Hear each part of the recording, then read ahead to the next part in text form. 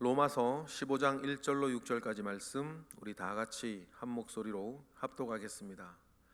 믿음이 강한 우리는 마땅히 믿음이 약한 자의 약점을 담당하고 자기를 기쁘게 하지 아니할 것이라. 우리 각 사람이 이웃을 기쁘게 하되 선을 이루고 덕을 세우도록 할지니라. 그리스도께서도 자기를 기쁘게 하지 아니하셨나니 기록된 바 주를 비방하는 자들의 비방이 내게 미쳤나이다 함과 같으니라. 무엇이든지 전에 기록된 바는 우리의 교훈을 위하여 기록된 것이니 우리로 하여금 인내로 또는 성경의 위로로 소망을 가지게 함이니라. 이제 인내와 위로의 하나님이 너희로 그리스도 예수를 본받아 서로 뜻이 같게 하여 주사 한 마음과 한 입으로 하나님 곧 우리 주 예수 그리스도의 아버지께 영광을 돌리게 하려 하노라. 아멘. 우리는 지금 로마서 실천편을 읽고 있습니다. 로마서 실천편의 이야기들을 보면 어떻게 보면 지극히 윤리적이고 도덕적이고 좋은 말들 많이 기록되어져 있습니다. 읽기만 해도 우리가 은혜가 되고 이렇게 해야 됐다 저렇게 해야겠다 그런 마음들이 있습니다. 그런데 여러분, 이것을 좋은 덕담으로 읽는 것이 아니고 윤리적이거나 도덕적인 이야기로 읽는 것이 아니고 때로는 법으로 율법으로 읽는 것이 아닌 이유는 로마서 1장부터 11장에 있는 그 복음의 기반 위에서 읽기 때문입니다. 복음을 알고 은혜를 알고 그래서 감사하기에 내 마음의 중심에서부터 이것이 법이라서가 아니라 윤리라서가 아니라 좋은 덕담이라서가 아니라 그 복음의 기반 위에서 내가 사랑하니까, 내가 주님을 사랑하고 하나님을 사랑하기에 이웃을 사랑하는 그 중심과 본성 가운데에서 우리가 읽고 실천되고 열매 맺어져야 할 일이라고 하는 사실들을 여러분 꼭 기억하시길 바랍니다. 그것을 잊어버리면 그저 좋은 이야기고, 그것을 잊어버리면 그저 도덕적인 이야기고, 그것을 잃어버리면 그저 윤리적인 이야기 아닙니까? 그러나 이 모든 이야기가 그런 기반 위에 서 있는 것이 아니고 복음 위에 서 있는 것, 복음 위에 서 있는 것이니 내가 그렇게 마음먹어지는 것도 은혜요, 그렇게 살고 싶은 것도, 그런 마음이 있는 것도 은혜요, 더 나아가 그렇게 사라지는 것도 은혜요, 그렇게 살게 된 것을 되돌아볼 때도 은혜로다. 내가 잘나서 된 것도 아니고 내가 능력해서 된 것도 아니고 오직 하나님께서 내게 주신 은혜에 감사해서 그렇게 살고 싶은 본성이 내게 있었고 살기 위한 힘을 성령께서 내게 주신 것에 대해서 감사하며 사는 그 은혜의 기반 위에 여러분 서 있기를 원해요. 이것이 진짜 아닙니까? 그렇게 살다 보니까 어느덧 믿음이, 오늘 로마서 표현처럼 믿음이 강해졌네요. 믿음이 커졌어요. 여러분, 그것으로도 말이죠, 나를 기쁘게 할 것이 아니고 그것으로도 하나님과 이웃을 기쁘게. 자연의 법칙이 있지 않습니까?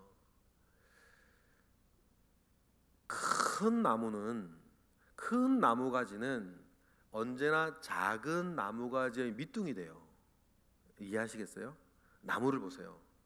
굵은 나무가지는요, 먼저 있어서 굵은 나무가지는 새롭게 피어나는 가지들의 밑둥이 돼요. 그래야 나무가 부러지지 않고 서 있죠. 만약에 먼저 있던 굵은 나무가지가 윗둥이 되려고 하면 그 나무는 꺾이고 부러지는 건 아닙니까? 그런데 세상의 생리는요, 먼저 있어서 굵은 가지들이 다 위로 가려고 그러잖아요. 잘난 사람들이 위로 가려고 그래요.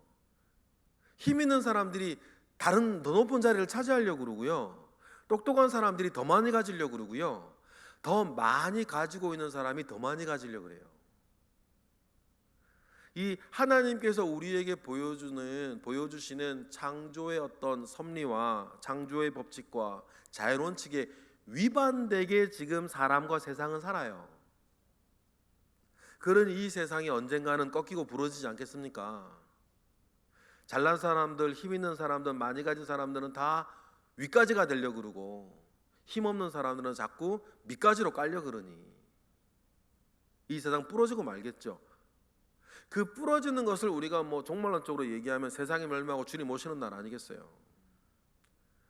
여러분, 이것이 세상이 망할 이유예요. 그러나 그 세상이 망할 이유들 속에 우리가 살면서 우리에게 주님이 오늘 뭐라고 말씀하시냐면, 너희들 믿음이 강하냐? 그러면 너희들이 밑가지가 돼야지. 주님이 우리에게 그렇게 하셨던 것처럼. 여러분, 우리가 늘 그런 마음 있기를 원해요.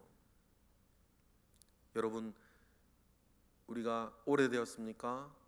우리가 어른이신가요? 믿음이 이제 내가 딱 보니까 믿음이 작은 자들이 이제 보이세요? 믿음이 커졌다는 거죠. 내가 딱 보니까 믿음이 약한 자들이 눈에 보이세요? 믿음이 강해졌다는 것이요. 여러분, 초창기 때 생각해 보세요. 그런 것들이 안 보였죠. 그저 뭐. 근데 뭔가 이제 내 눈에 보이기 시작했어요. 저분은 믿음이 작구나. 저분은 아직 어리구나. 저분은 아직 연약하구나. 라고 하는 것이 여러분 눈에 보려고 애쓰려고 한 것도 아닌데 내 눈에 그게 자꾸만 보여요? 그 말은요, 여러분들이 컸다는 거예요. 그죠? 믿음이 강해졌다는 거죠. 그러면 우리는 이제 우리의 본성의 승부를 이제 걸어야 되죠. 굵은 가지가 되어서 내가 위가지로 가려고 애를 쓸 거냐, 내가 굵은 가지가 되어서 작은 가지들이 이제 위로 피어나게 할 거냐, 그것을 우리는 결정해야 될 것인데, 15장 1절의 말씀은 굵은 가지가 밑가지가 되어서 작고 약한 가지들을 자꾸 위로 올려 보내줘야 되지 않겠냐. 그들이 시간이 지나 또 굵은 가지가 될 때까지. 우리 1절 읽어볼까요? 시작. 믿음이 강한 우리는 마땅히 믿음이 약한 자의 약점을 담당하고 자기를 기쁘게 하지 아니할 것이라. 여러분, 그러니 여러분 어디에서 뭐 힘이 확인되셨어요? 내가 이제 내 말이 통하네요. 이제 내 말 듣는 사람들도 많아요. 이제 내가 큰 소리 치면 또 사람들이 뭐 이제 가만히 계신가요? 딱 보니까 믿음이 장한 자들, 지혜가 없는 자들, 뭐 잘 모르는 사람들이 눈에 보이기 시작하세요. 그랬을 때 여러분, 나를 기쁘게 하지 않고 오늘 말씀처럼 자기를 기쁘게 하지 아니하고 더 선하고 큰 일을 바라볼 줄 아는 저와 여러분 되시기를 원해요. 여러분, 이거는 본성의 그런 어떤 마음이 있어야 될 것 같아요. 좀 전에 말씀드렸던 것처럼 세상은 안 그렇거든요. 세상은 힘있고 강한 사람일수록 위에서 짓누르려고 하지, 힘있고 강한 사람이 밑으로 들어가서 끌어올리려고 그러진 않아요. 밀어주려고 그러진 않죠. 그런 세상 속에서 우리가 서러움도 당해보고 실패도 당해보고 억울함도 당해보고 그렇게 막 살다가 당한 만큼 갚아줘야지 하고 하는 마음 가운데에서 나도 그렇게 살 거냐, 아니면 주님이 내게 해주셨던 그 은혜를 우리가 알기에 오늘 말씀처럼 내가 밑가지가 되어서 그들을 밀어 올려줄 것이냐를 결정해야 되는 복음의 실천이 우리 가운데 이제 오늘 온 거 아니겠습니까? 믿음이 강한 우리는 마땅히 어떻게 하라 그래요? 믿음이 약한 자의 약점을 뭐 해주라? 담당해줘라. 그래서 그로 하여금 잘 자라날 수 있도록 또 그의 약점을 가리워주고 그의 약점을 막아서주고, 무엇인가 보이면 그것으로 험담하거나 깎아내리거나 가십거리로 만드는 것이 아니라 무엇인가 내 눈에 보이고 마음에 느껴지면 그것으로 뭐하고 기도하고 언제나 그렇죠, 여러분. 여러분 눈에 무엇인가 보이면 하나님은 맨 처음 그걸 기도하라고 하시는 거지. 다른 사람들보다 먼저 그것을 보고 다른 사람들보다 먼저 그것을 알게 되었다면 하나님은 그것을 우리에게 기도하라고 주시는 것이지, 그것으로 막 문제를 일으키고, 아유 저도 알아요, 그런 어떤 뭐 남들 모르는 일들이나 남들 우리 알고 있는 모든 문제들에 대해서 막 떠들고 막 이야기하면 사람들이 귀를 기울이고 아 그러냐 그러고 막 이런저런 얘기하면 재밌죠. 저도 그 재미 알아요. 그런데 주님이 그걸 기뻐하는 재미 같지는 않더라고요. 먼저 눈에 보였으면 기도하는 거죠. 그게 담당해 주는 거죠. 그리고는 여러분, 그 마음 가운데에서 우리 각 사람이요, 각 사람이 서로를 향해서 2절처럼 해라. 읽어볼까요? 시작. 우리 각 사람이 이웃을 기쁘게 하되 선을 이루고 덕을 세우도록 할지니라. 그래서 우리 각 사람이 나를 기쁘게 하지 아니하고 이웃을 기쁘게 하며 살아야 한다. 그런데 우리가 이웃을 기쁘게 할 때에 사람 눈치 보면서 하는 게 아니라 이웃을 기쁘게 할 때에 두 가지 조건, 두 가지 우리가 덕목이 있는데 뭐요? 선을 이루는 것에 대해서, 덕을 세우는 일에 대해서 어떻게 해라? 이웃을 기쁘게 해라. 우리가 왜 그러냐면요, 때로는 말입니다, 우리가 사람을 기쁘게 하는 데에만 그쳐서 그가 어려운 일이고 그가 잘못하고 있는 일임에도 불구하고 그냥 무조건 편들어주는 것으로 기쁘게 하는 것들이 있기 때문이에요. 그런 경우 많이 있거든요. 그냥 뭐 여러 가지 이유가 있겠죠. 그냥 문제에 끼고 싶지 않아서 그럴 수도 있고, 아니면 뭐 나하고 친한 사람이라서 좀 바른 말 해주기 어려워서 그럴 수도 있고, 여러 일들이 있을 수 있는데, 우리가 마땅히 각 사람은 이웃을 기쁘게 해야 되는데, 우리가 이웃을 기쁘게 하는 것은 그저 그 사람 기분 좋게 만드는 것이 아니고, 두 가지 이유가 뭡니까? 선을 이루는 것 첫 번째, 덕을 세우는 거예요.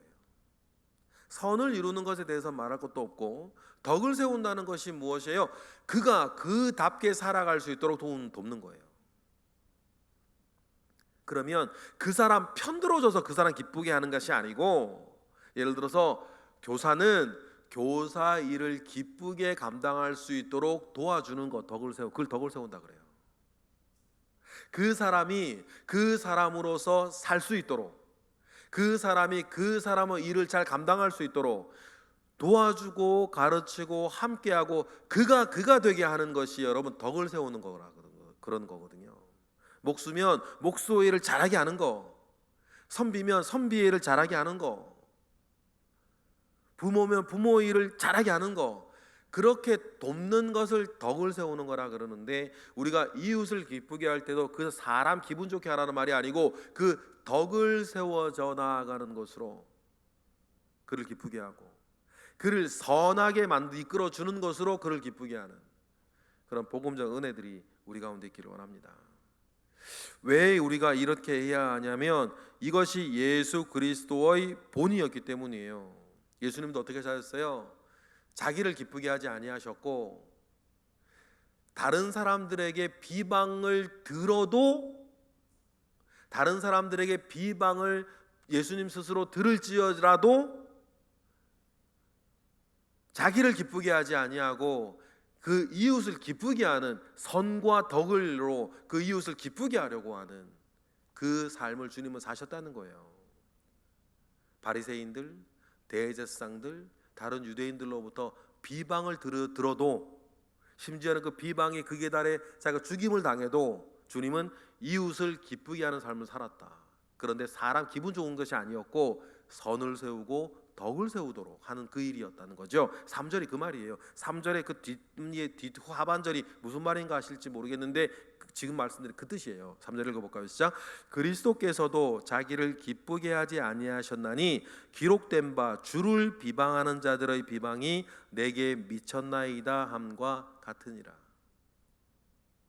이 말이 그 말이에요. 쉽게 말하면 다른 사람들한테 내가 비방을 받는다 할지라도 내 이웃을 선을 세우고 덕을 세우는 그 일 가운데 기쁘게 하는 삶을 사셨다. 그 진정한 기쁨이죠.